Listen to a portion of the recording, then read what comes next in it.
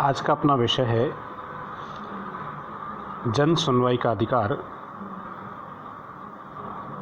अधिनियम 2012। अपन लोक प्रशासन में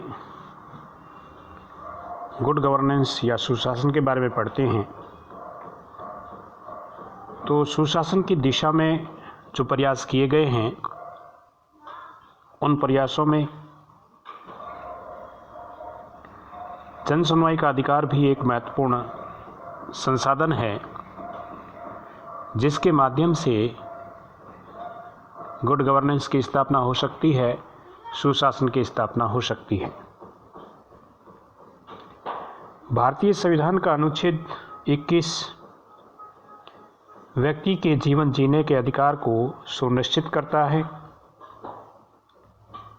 इसी दिशा में सन 1978 में मेनका गांधी बनाम भारत संघ वाद में सर्वोच्च न्यायालय ने इस अधिकार को या अधिकारों की परिभाषा को बदला और गरिमामय जीवन जीने का अधिकार नाम दिया गया। जीवन जीने का अधिकार नहीं बल्कि गरिमामय जीवन जीने का अधिकार उसको अनुच्छेद 21 को कहा गया, जिसके अंतर्गत व्यक्ति की सभी आवश्यकताएं व अधिकारों की रक्षा करने, उनकी समस्याओं का निराकरण करने आदि का जो दायित्व होगा वो प्रशासन का होगा। सर्वोच्च न्यायालय के द्वारा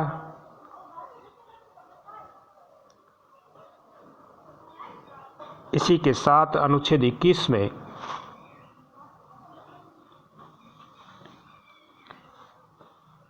प्रतोंग 24 में सुनवाई के अधिकार को भी स्थान दिया या जोड़ा। इस दिशा में गरीब को सुनवाई का अधिकार देने के उद्देश्य से भारत में पहली बार राजस्थान सरकार के द्वारा जन सुनवाई का अधिनियम 2012 1 अगस्त 2012 को लागू किया गया। यद्यपि राजस्थान की गणना पिछड़े राज्यों में या बीमारू राज्यों में की जाती है, और ये बीमारू राज्य है बिहार, मध्य प्रदेश, राजस्थान और उत्तर प्रदेश। किंतु अपने इस अधिनियम को पारित कर राजस्थान ने इस धारणा को काफ़ी हद तक परिवर्तित और बदलने का प्रयास किया। यह अधिनियम राजस्थान सरकार द्वारा पूर्व पारित लोक सेवा गारंटी अधिनियम जो 14 नवंबर 2011 को सशक्त बनाने की दिशा में अनुकरणीय प्रयास था सूचना के अधिकार को, उसके साथ एक क्रांतिकारी व्यवस्था और जुड़ गई और उसका नाम था राजस्थान जन सुनवाई का अधिकार अधिनियम 2012। सुनवाई का अधिकार अधिनियम अपने आप में कुछ विशेष प्रकृति और उद्देश्यों को रखता है। ये एक नियत समय सीमा की बाध्यता में जनता की समस्याओं का समाधान करता है।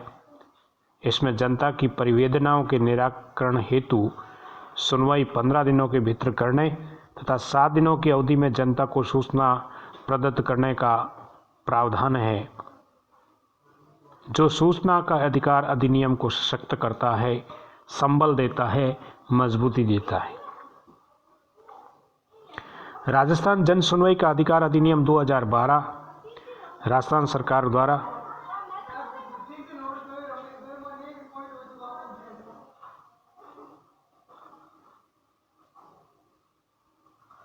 अगस्त 2012 में लागू किया गया। राजस्थान सरकार द्वारा अधिनियम में हर संभव आधारभूत संरचना को स्थापित करने का प्रावधान है, ताकि सरकार द्वारा उपलब्ध सुविधाएं लोगों को आसानी से पहुंचाई जा सकें, उन्हें किसी प्रकार की तकलीफ न हो। सरकार ने अधिनियम में राजीव गांधी सेवा केंद्र की स्थापना का प्रावधान किया और इसमें पंचायत मुख्यालय और पंचायत समितियों को इन केंद्रों से जोड़ा।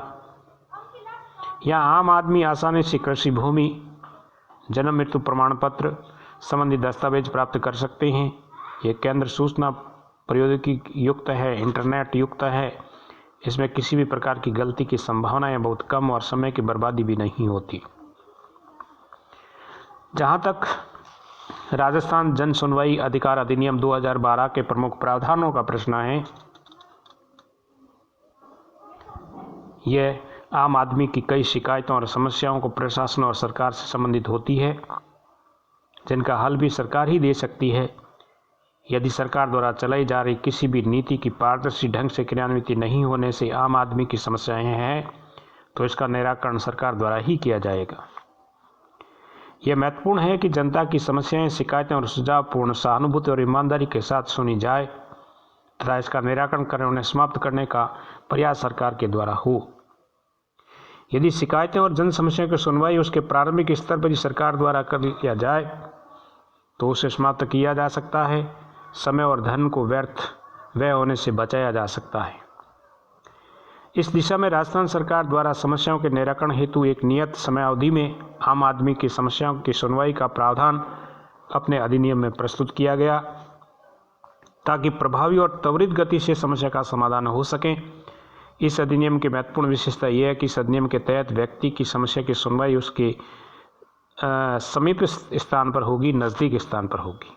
इसके लिए सरकार के द्वारा लोक जन सुनवाई केंद्रों की स्थापना कर लोक सुनवाई अधिकारी नियुक्त कर दिए गए हैं। इनके पीछे सरकार का उद्देश्य समय पर आम आदमी की समस्याओं का निराकरण व सरकारी सेवाओं एवं नीतियों का उचित लाभ उठा सकें। इस अधिनियम में अलग अलग रूप से परिभाषित किया गया है। परिवाद कौन ला सकता है? कोई भी व्यक्ति या व्यक्तियों का समूह जो अधिनियम के अधीन सुनवाई चाहता है, वे सादे कागज पर और या अधिनियमानुसार प्रारूप फर्स्ट पर परिवादी का नाम और पता और परिवादी की विशिष्ट तथ्य अंकित किए जाएंगे। लोक सुनवाई अधिकारी को प्रस्तुत करेगा। इसके अंतर्गत प्रत्येक पंजीकृत प्रार्थना पत्र की सुनवाई 15 दिन के अंदर करनी होगी और 7 दिनों में परिणामों को लिखित सूचना संबंधित को देनी होती है। कुल 21 दिन की समय बाध्यता की समस्या का निराकरण का प्रावधान है। राज्य सरकार द्वारा सुगम केंद्रों की स्थापना की गई है, जिसमें ग्राहक सेवा केंद्र, कॉल सेंटर, हेल्प डेस्क और जन सहायता केंद्र और कोई भी अन्य ई मित्र, राजीव गांधी सेवा केंद्र, सूचना और सुगम के रूप में कार्रवाई करने के लिए प्राधिकृत संस्थाएं इसमें शामिल की गई है। एक अधिकारी या संस्था के द्वारा अपील के 30 दिन के भीतर सुनवाई की जाती है। दूसरे अपीली अधिकारी के द्वारा किसी भी कारण संतुष्ट नहीं होने पर 30 दिन के भीतर द्वितीय अपील की जा सकती है। पुनरीक्षण संस्था यदि अपील फर्स्ट अपील और सेकंड अपील के परिणाम से वे संतुष्ट नहीं होने के कारण अधिकारियों का अपना कार्य सही ढंग से न करना हो तो उनके पुनरीक्षण का प्रावधान अधिनियम में है। यह अधिनियम प्रथम और द्वितीय अपीली अधिकारियों की संस्था द्वारा की जा सकती है, जिस पर जुर्माना लगाया जाता है, किंतु आदेश के 60 दिन के भीतर दायर करने का दायित्व है। यदि अपीलार्थी द्वारा अपील 60 दिन के पश्चात की जाती है तो पुनरीक्षण संस्था द्वारा देरी के उचित कारणों को देखते हुए अपील स्वीकार की जा सकती है। अधिकारी जहां एक दूसरे के आदेश के विरुद्ध विभागीय जांच जुर्माना लगाने की तारीख से 60 दिनों के भीतर कर सकते हैं। इस अधिनियम के भीतर किसी भी प्रकार के न्यायालय की सुनवाई का अधिकारी नहीं है। यहाँ आने वाली समस्याएं केवल प्रथम अपीली अधिकारी, दूसरे अपीली अधिकारी द्वारा ही की जाएगी। यदि अधिकारियों के द्वारा नियत समय पर अपील की सुनवाई बिना किसी उचित कारण के न की गई हो तो उस पर कम से कम 500 रुपये और अधिकतम 5000 रुपये का जुर्माना लगाए जाने का प्रावधान भी है। लोक जनवाई जो लोक सुनवाई के जो केंद्र हैं वे राज्य सरकार द्वारा पंचायत स्तर पर लोक सुनवाई केंद्रों की स्थापना की गई, जहां लोग अपनी समस्याओं को प्रत्येक कार्य दिवस पर आकर जमा करा सकते हैं। इस अधिनियम के द्वारा नागरिक सशक्तिकरण की दिशा में नवाचार है। लोकतंत्र से तात्पर्य है जनता को प्रश्न पूछने का अधिकार प्राप्त हो, जिसमें वे अपने प्रतिनिधियों से यदि उन्हें उनके लिए बनाई गई नीतियों की सेवाएं प्राप्त नहीं हो रही है, वे अधिकारों का हनन हो रहा हो और राजस्थान सरकार के द्वारा इस अधिनियम के माध्यम से लोकतंत्र को अधिक सशक्त करने का प्रयास किया गया है। इस अधिनियम को संस्थागत बल देने या ताकत देने की दृष्टि से अलग से लोक सेवा निदेशालय की स्थापना की गई है। अब तक बहुत सारे प्रकरण इस पर दर्ज हुए हैं। राजसमंद जिला इस दिशा में इस अधिनियम को राज्य में अपनाने वाला प्रथम जिला है। राजसमंद जिले में सरकार ने इस नवाचार को अपने प्रयासों से इस अधिनियम को और अधिक सुदृढ़ किया है।